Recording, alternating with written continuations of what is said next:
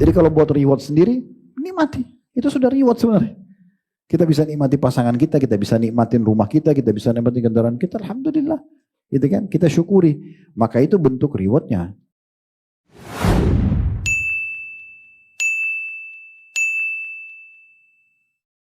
Tetapi apakah boleh seseorang muslim memamer sesuatu yang dia miliki? Jawabannya tidak.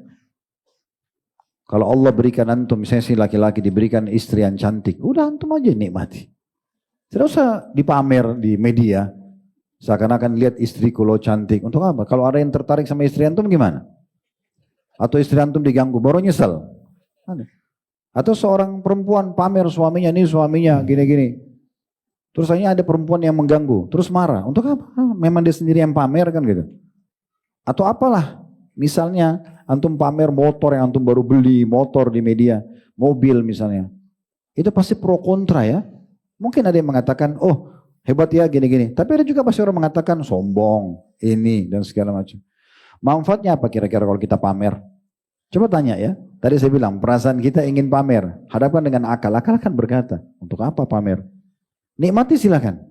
Ya. Contoh misalnya dalam masalah pasangan hidup tadi, apa kata Nabi SAW?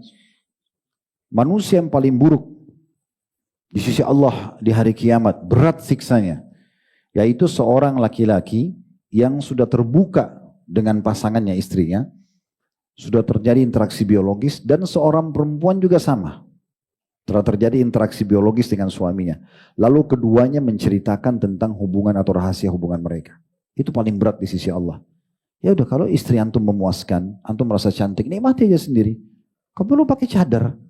Sudah antum yang nikmati. Untuk apa dipamer? Kan gitu. Gak ada manfaatnya. Atau antum ceritakan, istri saya itu kalau biologis begini dan begitu. Seakan-akan teman-teman antum menyaksikan itu. Ceritakan lengkukan badannya, bajunya, ucapannya, apalah segala macam diceritakan. Sekarang kalau 5 orang laki-laki depan antum ini, istrinya nggak begitu. Setan akan bisikin itu. Istrinya hebat tuh. Bahkan istri antum nanti akan kaget kalau mereka ini hidung-hidung belang ganggu. Kok bisa rahasia saya ketahuan? Sampai tai lalatnya ada di mana ditahu. Karena dia cerita, tai lalat di leher istri saya ada, misal contoh. Kan bahaya banget ya.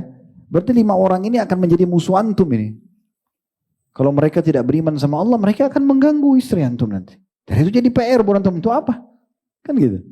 Itu juga sama perempuan. Oh suami saya begini, begitu, diceritakan semua kelebihannya. Misal, beda kalau kelebihan pendidikan, akhlaknya yang baik, masih oke.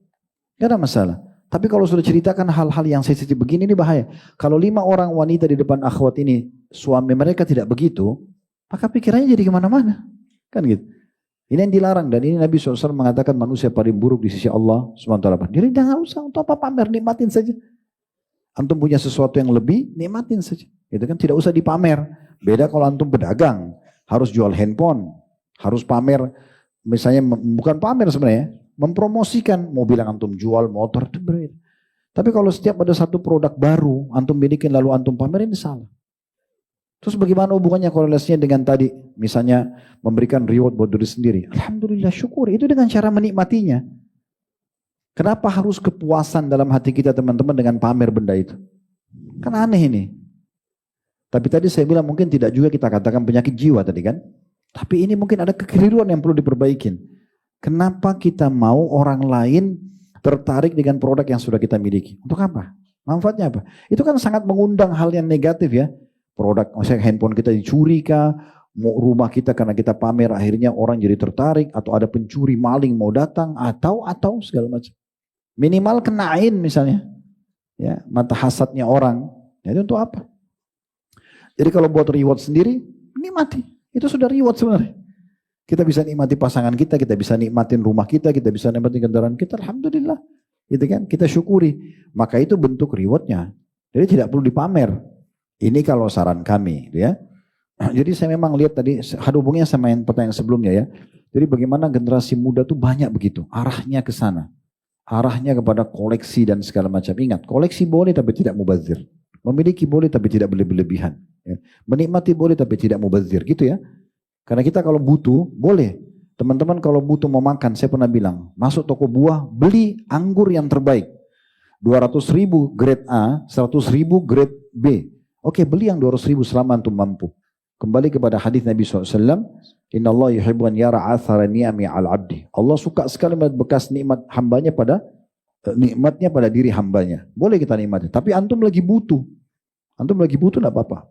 Makan yang terbaik, lagi lapar, minum minuman yang terenak ya pada saat antum haus misalnya ya. Pakai baju yang terbaik di saat antum lagi butuh, tapi bukan berlebihan, bukan mubazir. Sehingga akhirnya antum kalau punya 100 baju, antum untuk kembali ke baju yang pertama setelah 101 hari. Itu lama banget gitu kan. Mungkin antum meninggal dulu sebelum dipakai misalnya. Tapi kalau antum punya pakaian 10, 15, tidak ada masalah. Karena memang hari dipakai. Misal, tapi tidak berlebihan. Nabi SAW punya beberapa baju. Beliau punya beberapa pedang. Beliau punya beberapa sandal, disebutkan gitu ya. Baju perang, tapi tidak boleh berlebihan. Artinya boleh, tapi jangan sampai mubazir gitu ya. Jadi rewardnya itu justru dengan kita menikmati dan bersyukur kepada Allah Subhanahu wa ta'ala.